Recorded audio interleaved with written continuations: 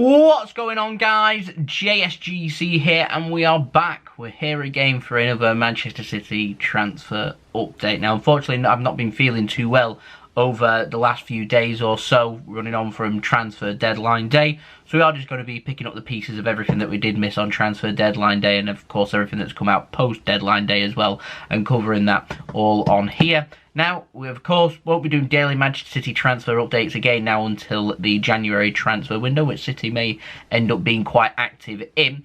And so we will be putting out other transfer videos between them, filling up the lines as well for whenever I do get any transfer news, to keep you guys all up to date with everything happening throughout the transfer season. So do stay tuned for that, and do subscribe if you haven't already. Press that red button, press the bell, and put your push notifications on.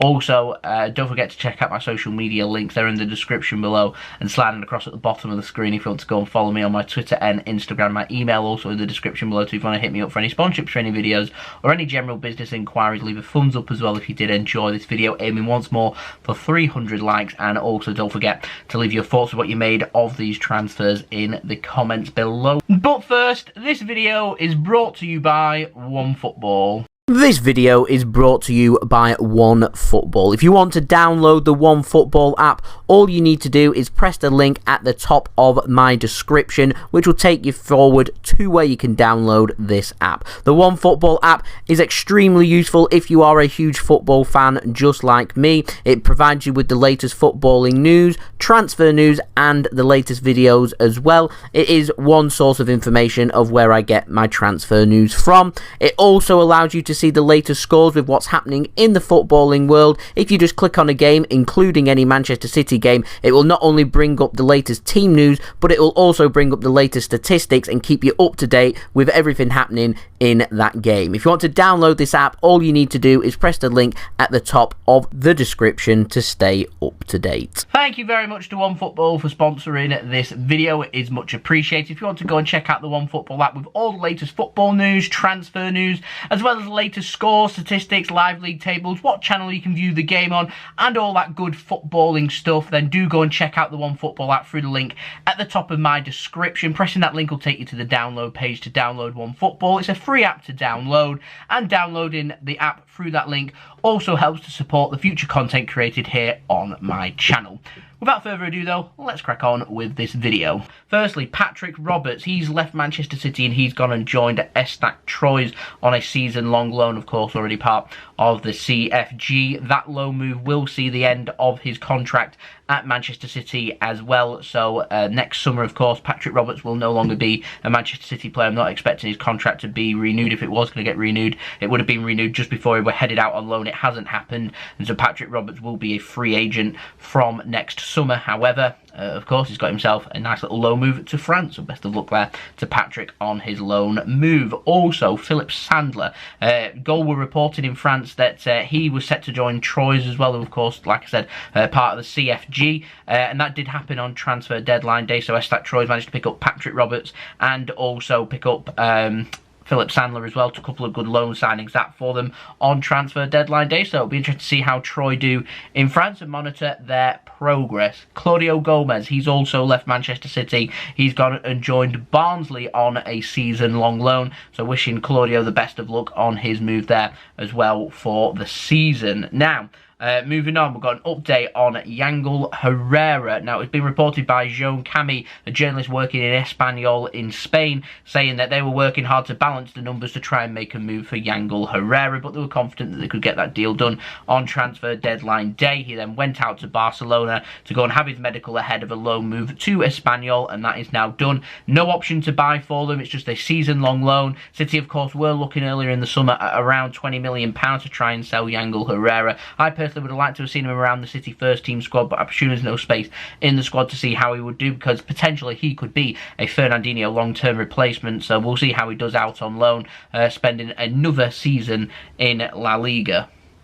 There we go. So best of luck there to Yangel. Now, Alpha Dionkou, if I said his name right, he's part of the EDS team, but he's announced that he has left Manchester City. I'm going to presume it was for free. I was wondering where he was going to end up, but he turned up at Granada. He signed a 4-year deal with them, so the best of luck to him in Spain. He has since headed out on loan to San Fernando SD in Spain for the season as well, before I'm presuming for the next 3 seasons heading to Granada, so the best of luck there to Alpha on his permanent transfer. We've also got an update on Erik Palmer-Brown. He's another player that's gone and joined Troyes in France, so the best of luck to Erik Palmer-Brown on his loan move as well. Speaking of teams from the CFG, takes us on to Girona. They have signed Pablo Moreno on a season-long loan as well, so the best of luck to Pablo on his loan move. Hopefully he goes and smashes it there for Girona, and I'm hoping, because Girona are a good club, that they can get promoted this season and get back to La Liga, so we have got a La Liga base for our players to go out and get some valuable experience, because I just don't think the Spanish second division is cutting it for quality. Get them to La Liga though,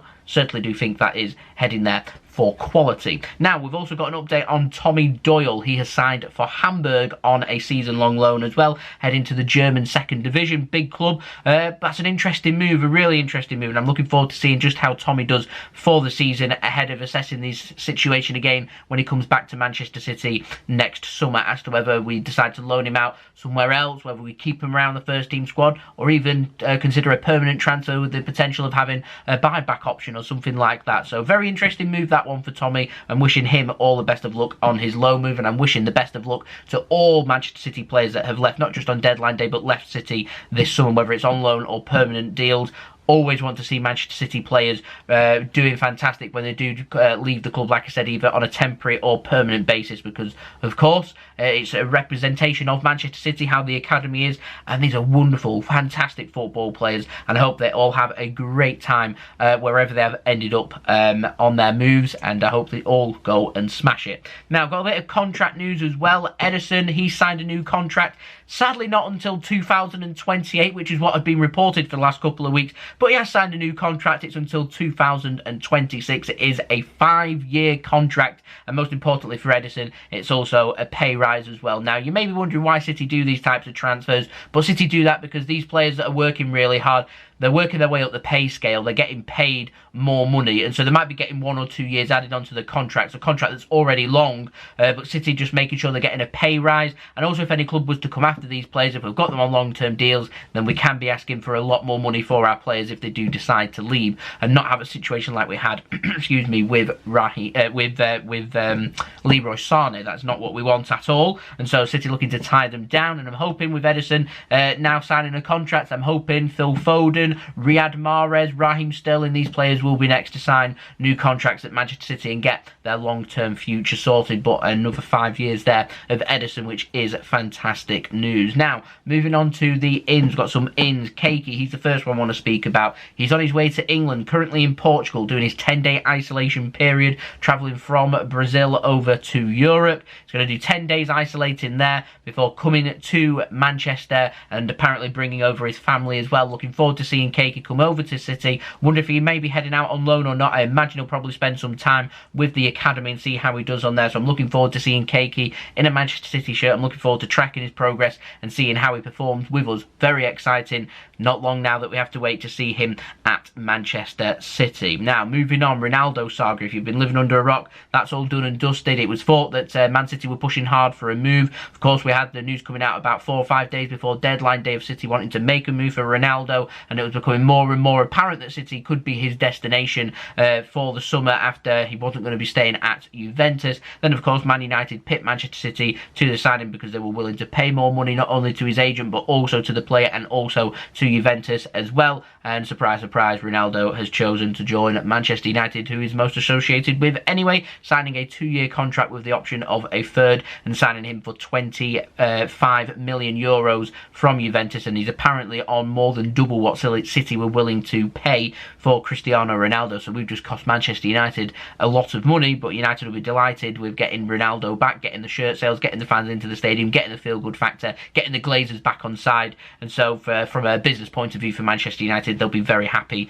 with that deal. For us, the search for a striker and an attacker continues. Now, Ilaix Moriba, he won't be joining City either. He has joined RB Leipzig for 16 million euros from Barcelona. The Barcelona former youngster was being linked with Manchester City. He's been linked with Spurs as well. However, he's decided to join RB Leipzig for 16 million euros. So there is a good possibility we may be seeing Moriba come up against Manchester City in a couple of weeks' time in the Champions League.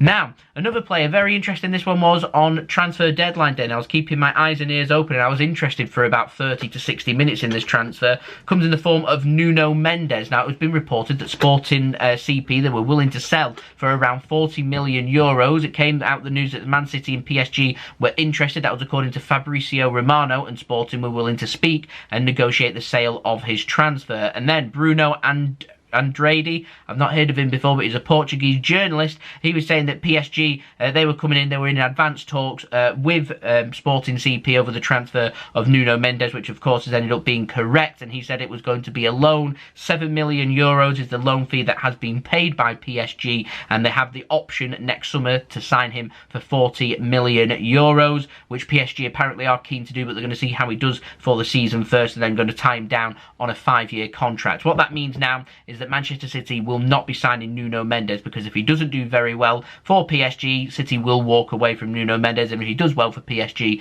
then PSG have the money. They'll be signing Nuno Mendes on a permanent contract because they've got that option to sign him. So we've missed out there on Nuno Mendes. I don't know in the long term if that's a good thing or a bad thing for Manchester City. That remains to be seen. So a hunt for a left back also now goes on. Just thinking off the top of my head, I mean, I imagine there'll probably be some heavy links coming in the next 12 months for players like Ilaix Moriba from Benfica.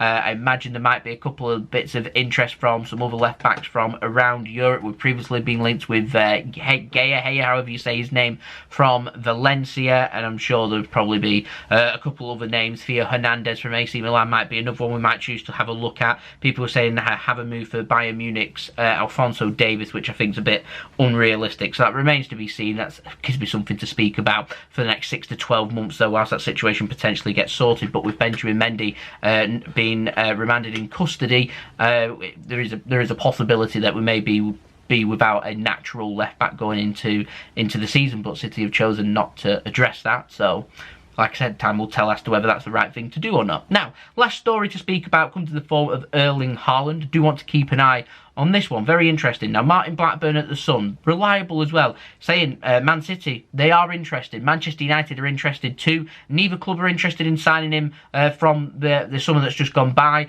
and I don't think either club are interested in signing him in January either. They're only interested for next summer when his release clause becomes active. 70 million euros is the price we're looking at to sign Erling Haaland. We know he's going to be an expensive transfer because his agent's going to command a big fee. We know that he wants Erling Haaland on a massive wage as well, which would break Manchester City's wage structure. But Manchester City, apparently, with the interest there in Erling Haaland, are confident that they can get a deal done because they've got good relations with his father, of course, Alfie Haaland, who used to play for Manchester City. And Erling Haaland has grown up following and watching Manchester City as well. So they're hoping to use them ties to their advantage to potentially get this transfer done. What I will say is it will be an expensive transfer, but if we can squeeze Erling Haaland onto our wage structure, even if that means he goes to the very top or right near the top of our wage structure, to me it would be a transfer that would be worthwhile because in terms of age, sell-on value and world-class strikers, there's just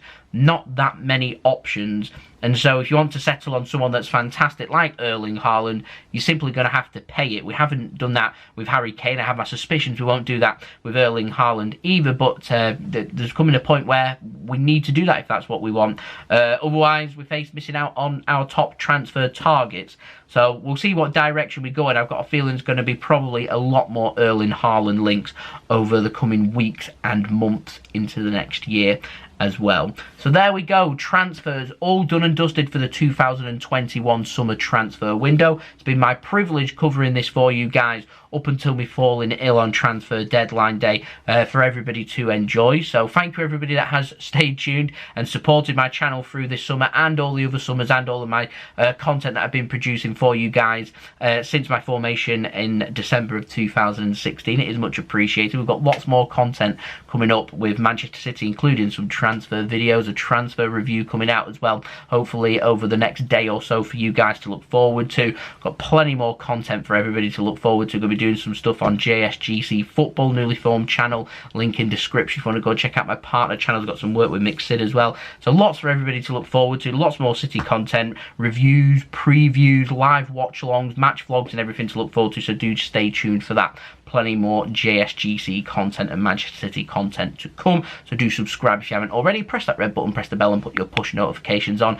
Aiming now for 21k subscribers. We're now less than 700 subs away, so any help towards that would be much appreciated. Don't forget also social media links, they're in the description below and sliding across at the bottom of the screen if you want to go and follow me on my Twitter and Instagram. My email also in the description below too if you want to hit me up for any sponsorships for any videos or any general business inquiries. Partner channel links, like I said, in the description as well if you want to go and follow me on my partner channels.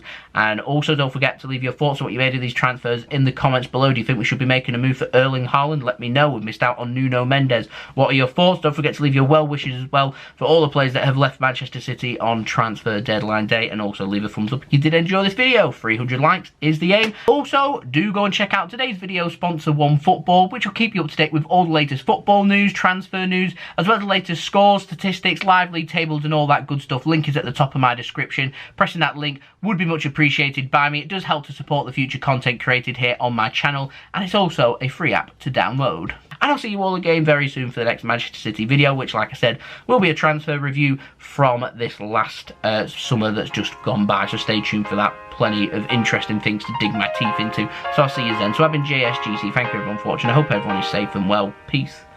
Ciao for now.